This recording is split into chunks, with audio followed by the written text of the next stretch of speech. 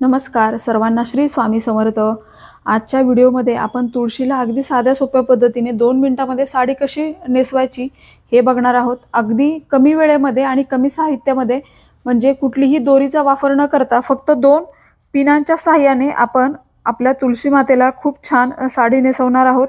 तर आता इथे मी चौरंग घेतलाय, त्याच्यावरती एक डबा ठेवलाय आणि त्याच्यावर तुळशीची कुंडी ठेवली आहे। आता इथे एक लाटणं घेतलंय, इथे तुम्ही पाईप घ्या किंवा इतर लाकडी काही वस्तू घेतली तरी चालेल। आता लाटण्याचं एक टोक मी कुंडीमध्ये ठेवले आणि दुसरं अशा पद्धतीने बाहेर काढून घेतलं। मग त्याला आपण एक ब्लाउज पीस गुंडाळणार आहोत, तो थोडीशी घट्ट गाठ त्याची बसेल अशा पद्धतीने आपण असा हा ब्लाउज पीस बांधून घ्या। या ब्लाउज पीसने कुंडी आणि आपला खालचा डबा हा कव्हर होईल अशा पद्धतीने बांधा। तर आता हे थोडंसं फक्त टाईट बांधायचं आहे। आता तुमच्या तुळशीची हाईट ही तुम्हाला तुमच्या आवडीप्रमाणे ठेवायची आहे, पण थोडीशी जर उंच ठेवली तर साडी वगैरे आपल्याला व्यवस्थित घालता येते। तर अशा पद्धतीने तुम्ही थोडंसं उंच ठेवा। आता इथे मी प्लेट्स पाडून घेते। ही पदराची बाजू आहे, तर आता पदराच्या बाजूला मी छान प्लेट्स पाडून घेतल्या आणि 2 ठिकाणी आता पिन लावून घेणार आहे। हे अशा पिन लावून हे आपण आपल्या खांद्यावर ठेवा किंवा असं साईडला ठेवून दिलं तरी चालेल। आता साडीची दुसरी बाजू आपल्याला घ्यायची आहे आणि त्याला सुद्धा छान प्लेट्स पाडून घ्यायचेत, म्हणजे या निऱ्या। तर आता इथे काय करायचं, तुम्ही अगदी सुरुवातीपासून प्लेट्स पाडू शकता किंवा थोडंसं पदर रिकामा सोडायचा आहे, म्हणजे साडी थोडीशी एक हातभर सोडून मग त्याच्या पुढे प्लेट्स पाडल्या तरी चालेल। आता अशा या प्लेट्स अगदी जिथे आपण पिन लावली आहे साडीची पदराच्या प्लेट्स करताना, तर तिथपर्यंत आपल्याला अशा छान प्लेट्स पाडून घ्यायचेत।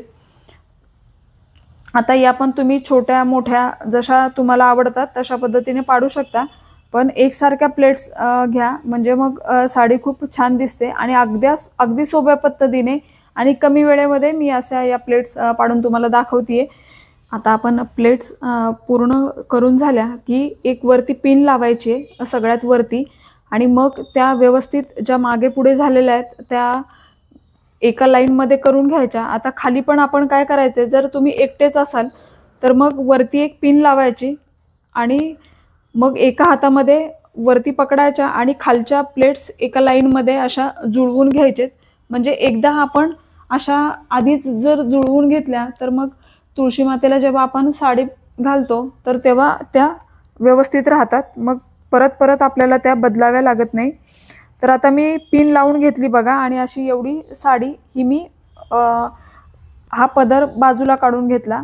आता व्हिडिओमध्ये दाखवल्याप्रमाणे तुम्हाला अशा निऱ्या ह्या 8 टाकायचेत आणि जो आपण एक्स्ट्राचा भाग काढला होता साडीचा तो अशा पद्धतीने गुंडाळून घ्यायचा आहे। मग ही पदराची बाजू आहे ती बघा अशी गोल फिरवून घ्यायची। आता इथे आपण 2 पिना लावल्या होत्या आणि थोडा एक्स्ट्रा मोठा काढला होता पदर, जेणेकरून सगळं कव्हर होईल।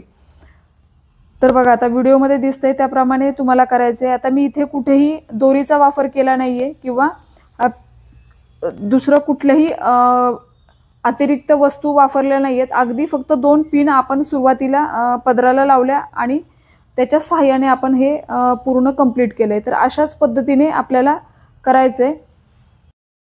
आता इथे आपण डोक्यावर पदर दिल्यासारखं आपण करू शकतो। जर तुमच्या तुळस छोटी असेल आणि असं जास्त फांद्या नसतील तर तिथे तुम्ही मागे पेन्सिल किंवा एखादा लाकडाचा तुकडा त्याच्यामध्ये तुळशीमध्ये खोसायचा आहे आणि त्याच्यावर जरी साडीचा पदर ठेवला तरी चालेल।